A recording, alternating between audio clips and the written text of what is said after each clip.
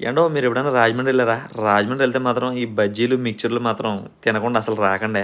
ఎందుకంటే ఈ బజ్జీలకి, మిక్చర్‌లకి పుట్టినిల్లు రాజమండ్రేనండి. ఈ రాజమండ్రిలో ఉన్నన్ని మిక్చర్‌లు, బజ్జీలు ఇంకెక్కడ దొరకవండో.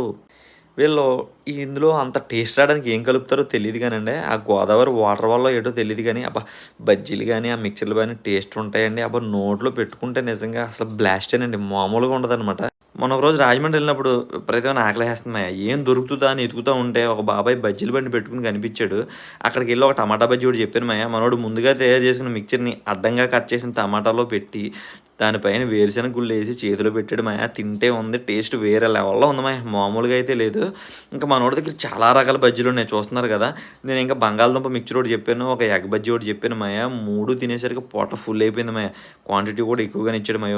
ఎప్పుడన్నా మాత్రం రాజమండ్రి ఎళ్తే ఈ బజ్జీలు, మిక్చర్‌లు మాత్రం అసలు వదిలిపెట్టొద్దు మ్యామ్. టేస్ట్ వేరే లెవెల్‌లో ఉంటదనమాట.